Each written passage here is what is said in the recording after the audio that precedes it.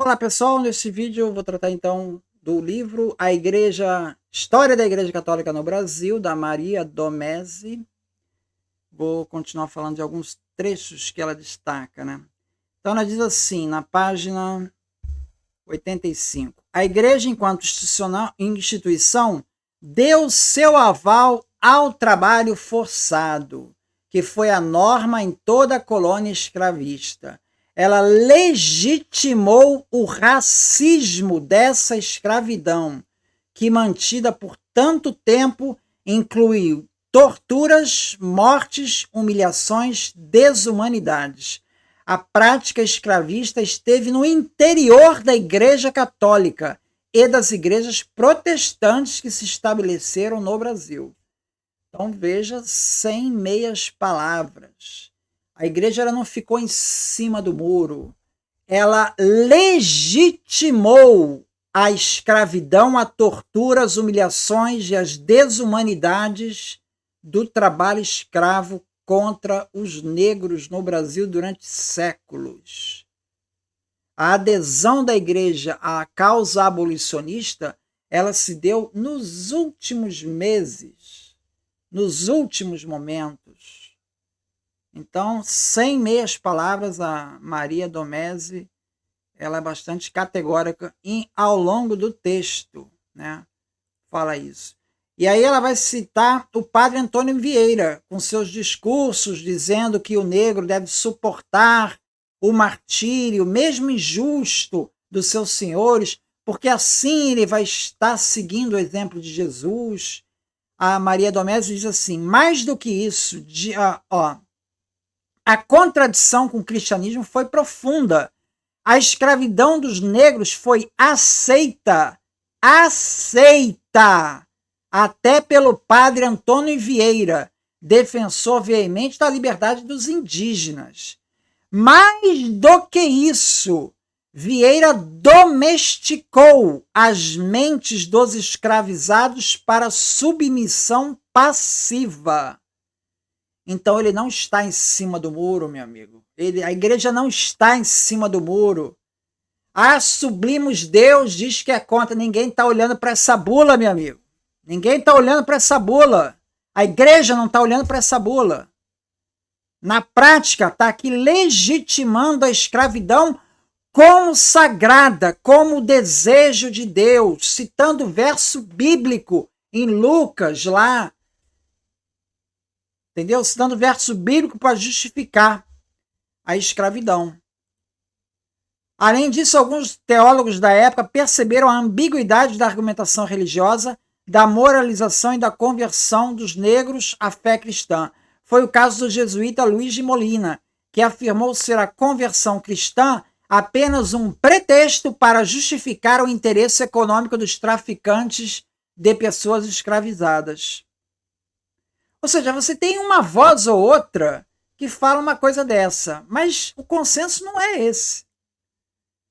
A formulação do discurso apoiava-se em determinados textos bíblicos descontextualizados e interpretados de modo a justificar a escravidão. Jorge Bense atribuía aos africanos a maldição de Caim, que matou Abel. Está no Gênesis capítulo 4, versículo 1 ao 16. E a maldição de Cã, que zombou do pai Noé. Gênesis capítulo 9, 18 a 27. Os africanos seriam a raça maldita dos descendentes de Caim e de Cã, e a cor negra de sua pele seria o sinal de maldição imposto por Deus. Marcado por duplo pecado original, eles estariam condenados à escravidão por seus irmãos Jafé e Sem. Jafé seria o dos europeus e Sem os semitas. Outro texto ideologizado e recorrente é o de Mateus, capítulo 1, versículo 11 ao 12, com o tema da transmigração babilônica. A partir dele, elaborou-se uma teologia da transmigração, ponto básico para o discurso sobre o lugar dos negros no plano da salvação interna.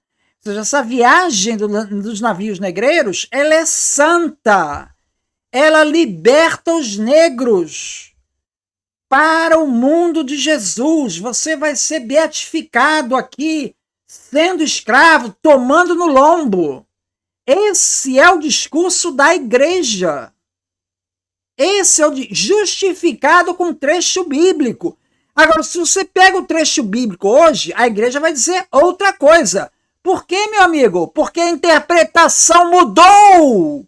A igreja é imutável, a igreja é infalível. Ela mudou a interpretação e sempre mudou ao longo do tempo, conforme a conveniência ali da situação. Isso é tão evidente na história que, assim, o apologeta nunca vai enxergar isso. Nunca vai enxergar isso. Vai ser uma tarefa inútil, né? A formulação do discurso, página 87, apoiava-se em trechos bíblicos, desses trechos que eu citei, né? Aqui ela cita o Manuel Ribeiro Rocha, um padre secular, advogado português que vivia na Bahia.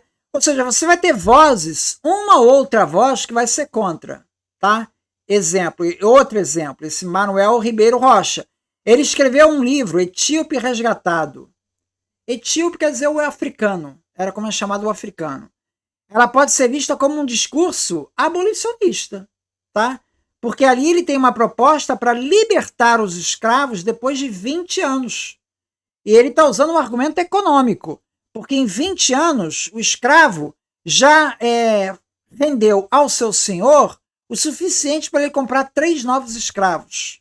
Então ele já podia ser libertado. Essa proposta não foi seguida. Mas ele pode ser colocado aqui como um precursor aí do abolicionismo. Tá? 1758. O movimento abolicionista só vai começar lá no século XIX. Né? Ainda aqui a Maria Domise. Né? Em seu aparelho institucional, a igreja foi incapaz de levantar sua voz contra tão grave injustiça que foi a escravidão negra, exceto por uma outra voz lá que era devidamente silenciada. Né? Porém, vozes e atitudes de alguns membros do clero tentaram amenizar as torturas infligidas aos escravizados e sinalizaram que estes deviam ser vistos e tratados como pessoas humanas e não como peças ou mercadorias. Mas isso é a exceção, né?